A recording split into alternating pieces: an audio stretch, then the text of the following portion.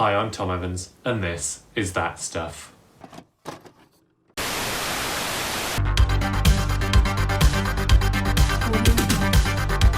In today's video, we're going to be talking about Marvel 2021 and all the stuff that came out. Did they spoil us? I reckon they did. This is going to be a two-parter. First off, I'm going to do the films, and then on Saturday, I'll do TV series. Spoilers. Major spoilers. Spoilers. Watch this video, and I may spoil something of Black Widow, Shang-Chi and the Legend of the Ten Rings, Eternals, or even Spider-Man No Way Home. So if you've not seen those films, don't watch all this. So starting off the year was Black Widow. Do I think the film came a little too late? Yes. Should it have came a lot earlier in the timeline? More than likely. But they only finally got it off the ground later. Did I feel there was impact in the film?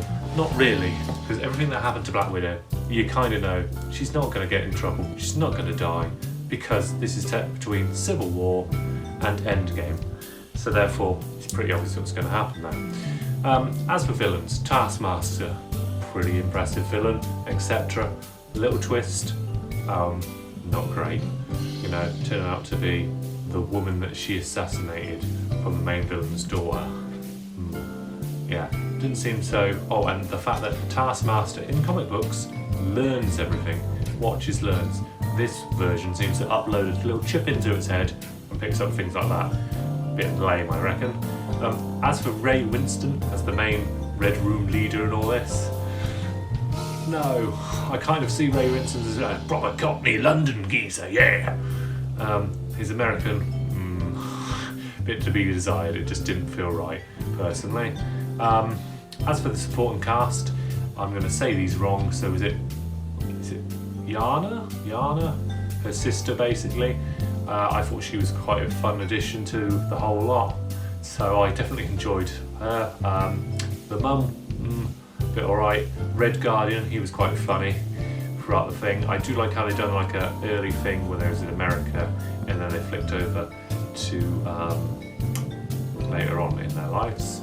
The whole mountain thing with all the snow going, that was quite amusing too. They killed a lot of people there, even if they were bad guys in prison. It's a bit savage. Setting it all up, I think it was pretty good. So all in all, if I had to rate Black Widow, I'd probably give it round about 7.5 personally, for me. After that, we went to Shang-Chi and the Legend of the Ten Rings. This was another film I was a bit decisive with. 10 Rings. So they've been in Marvel since the first Iron Man. That was the organisation that attacked him. But it doesn't feel like they were there, as in throughout Marvel history. It's like a different faction of the 10 Rings. So that kind of let me down a bit. I was hoping it was actually the main bad guy, which I forget what his name is. I'm just going to call him Shang-Chi's dad. So he seemed a bit, okay. Also the fact that they chose rings as in arm rings instead of rings like he has in the comics. That was a different choice, but okay, I guess I can appreciate that. CGI, I think, looks a bit tacky from time to time, in some, especially when I went to the wonderful and wild worlds that they did. It seemed a bit, As for bringing someone back, hello, my name is Trevor! It kind of gave him a bit of a redemption from Iron Man 3. So Ben Kingsley played the role really well again. When he showed up in Iron Man 3, I was very disappointed when he found out he was just an actor. You're like, oh god, they pushed the Mandarin. But they actually, that was it. His name's the Mandarin now, I remember. So they actually done it properly, so that was quite cool. Main villains though, I guess yes, he was a main villain, but at the end he had a kind of redemption. Mandarin, so it wasn't really many villains. The question is, where did the rings come from? That's possibly something to do with the Eternals, but that's for another part. Hulk's bad guy, Abomination, showing up, that was definitely interesting, with Wong from Doctor Strange. What's Wong up to? Why does he get Abomination? Did you get them from the raft and they just pop in, or what's going on there? Hopefully that'll be answered in the She-Hulk series, which is coming. Moving on, when we have the Eternals, which got such a bad reputation by all the critics. Personally, I found the Eternals quite interesting. I don't think it was as bad as people made it out to be. The only problem I had was it did feel a bit like, oh, we were told not to interfere in anything. So half the universe being wiped out kind of spoils the whole plot, with the fact that they didn't do anything. And the main thing is they needed enough humans on the planet to hatch a celestial.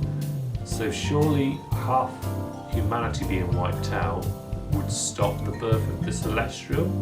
So that's kind of a little plot hole, I think, maybe, unless someone can explain that to me. They did have some quite big names in there, so it was fun to see Angelina Jolie, Kit Harrison. I'm trying to remember all their names, but I can't because I'm not good. And if I did my research, I probably would have been listed it all and had it all on a bit of paper. But hey, this is me. That's how I do my reviews. As for other people, Harry Styles shows up as Thanos' brother, Eros, I think, if that's correct. That's going to be interesting to see how that plays out. Is he going to have any much references? And Ip the Troll.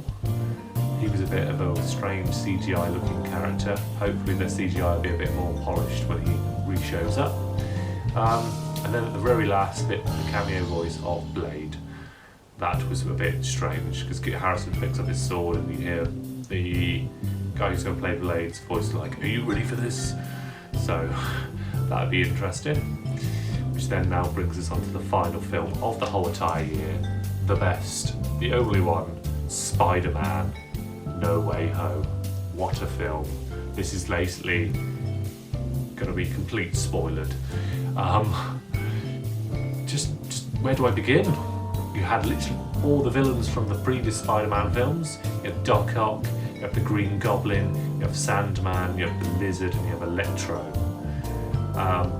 I kind of wish they had a sixth villain in it, as it feels a bit like, hey look, we've pretty much given you the Sinister Six, and they never had a sixth villain. Yes, Venom crosses over ever so briefly, but he doesn't interact with anything. I guess you could say the sixth villain was J. Jonah Jameson, but that just doesn't sound right.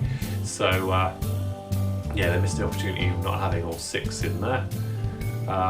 Doctor Strange's inclusion in this was quite fun. I thought it was quite fun in scenes where he was fighting Spider-Man with a box and he was in his astral form. That was quite amusing. The overall plot was quite, and the way of resetting it made sense, and how they brought all the villains in. The big surprise, which was kind of spoiled ages ago and people kept denying it was pretty obvious they were going to be in it. Having Tobey Maguire and Andrew Garfield back, having 3 Spider-Man on screen, what else could you ask for? That is literally 20 years worth of Spider-Man from like 2001, was it, or 2002? I can't remember the first Spider-Man precisely, but point being is I was about 12 years when old, or 11-ish, when it first started. These superhero films started bringing to our screen. So just to see it all come together like this, just, dream come true.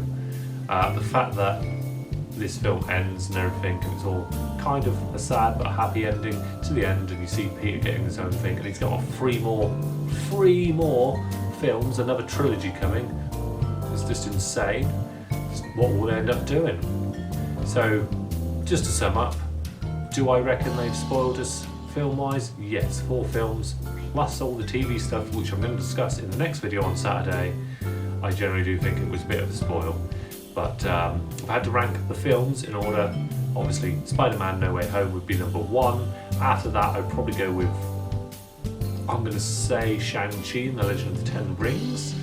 Then it would be Black Widow, and then Eternals. Not saying that Eternals was terrible, but when you compare it to the other films, I reckon they're higher up in the list. So that's everything. Thank you for watching. Don't forget to like, subscribe, and give me a comment. Tell me what your favourite Marvel film of 2021 was. And until the next one, see you on Saturday for the TV part. Bye!